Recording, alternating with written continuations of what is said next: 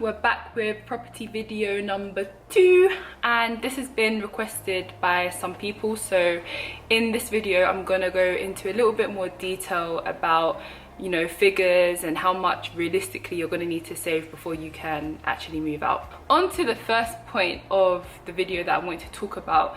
It's the rent and the price of what you're realistically going to be paying.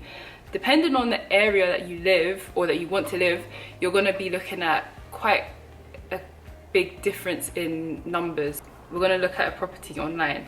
So I have just found a random property. It's a 1-bedroom flat in the area of Sidcup. You can see the pictures. It's a 1-bedroom flat. It's quite nice actually. It's quite spacious. So this is definitely something that is a modern type of build. And if we go back and we look at the price of this, as you can see, the price is £1,265 per month. That is actually a decent price. It's probably a more standard price of what you'd be looking at for a modern property. So the deposit is £1,459, and obviously that's going to be an amount that you would have to pay up front. Then it also says base rent, which is £1,265. So the base rent is basically your rent, and that's what you're going to pay monthly as you're living there. The deposit is a one-off fee, so that's why it's obviously not the same price.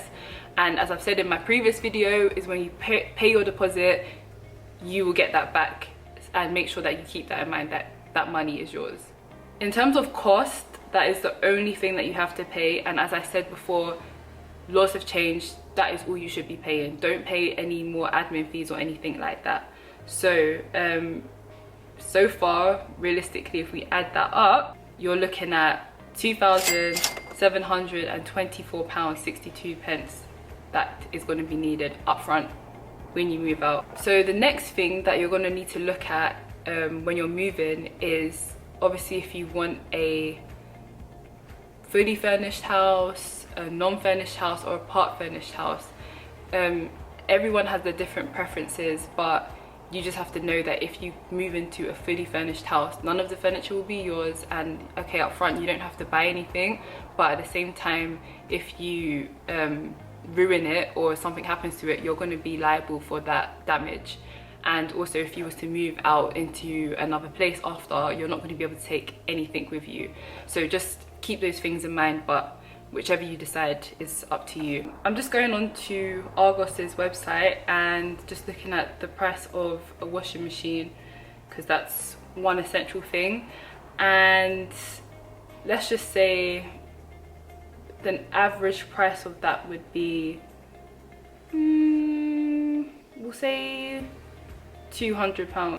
Let's look for something else. So if you're looking for a standard wardrobe, you obviously want to get one that's actually quite sturdy as well. And I would say a wardrobe, a good quality wardrobe, you would probably need, it would be a little bit more expensive. So maybe like this one, so like £300. So that would also be added as well. So in total, if we added up all the extra things, I'm not going to obviously go through every single thing, but you need all your kitchen essentials, you need everything else. So if we was rounding it up, we'll say roughly about 3,000, including the non-essential stuff. And then you've also got to look at the other bills and stuff that you're going to be paying for while you're living in your place. So you've got council tax, you've got your water bill, you've got your electric and your gas if you have an electric and gas place, and you've also got like your TV license that actually does need to be paid, and then you've got Wi-Fi if you use Sky, if you're using broadband. So I'm on this website and I'm going to try and look for a council tax estimation, just so you can see roughly how much it is. I've taken the postcode that was around the area that we found, like Sidcup area, so let's just put it in and see what it says. So I found the one for Borough of Bexley, which Sidcup would be in, and as it's band C, it would be 1492.35, and that is obviously a year, not a month. If you divide that by 12, it's £124 a month. So I don't know about you, but when I first moved out, I actually didn't know council tax was that expensive. I thought it was going to be like an extra £60 or something like that. So yeah, it actually is quite expensive, and it depends on the area that you live in as well. If we had the council tax, the water bill, the electric, gas, TV, everything, I would probably say in total you're looking at roughly, I would say like in between 230 to 250 pounds. So another thing to take into account as well is the maintenance of the building that you're living in, especially if you want to live in a flat.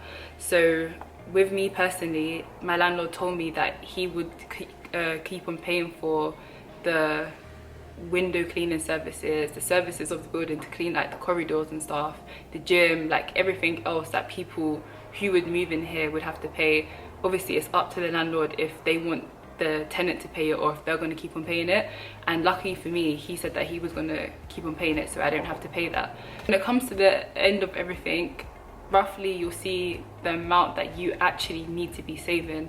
So saving is my number one tip for everything, and it is so key because it really is important, and you don't want to find yourself in a situation where you've moved out and you've saved and you think it's enough, but then later on you see that it's actually not enough and you needed to save so much more. So just make sure that you save enough, and I've given you a rough idea of how much you would actually need to save. Last thing that I would say is, I know a lot of people have different perceptions on renting or mortgaging and not really knowing which one is better. To be honest, I haven't had like any issues, and I don't really find it weird or anything like that to rent somewhere rather than mortgage it. I feel like when the time is right for me, I will buy my own place, but I think as a stepping stone, there's nothing wrong with renting. It is, and it can be more expensive, but when you find somewhere that's obviously affordable for you, it's not that bad. You can move in with a friend or a family member. If you have a sibling or something that's around your age, then try and do it with someone else, because I can actually guarantee and say it is going to be a lot cheaper for you to do that, especially if you're trying to do it in London. I think a lot of people have the perception that if you buy your own house and if you mortgage your own house, you're better than someone that is renting. That is completely false. Renting a house does not make you any less of a person than someone that's mortgaging their house, period. So that concludes this video. I hope you've found it useful and that it's helped you in some kind of way. If you've enjoyed it, please give it the thumbs up, subscribe if you haven't already to my channel, and I'll be back with another video. Bye.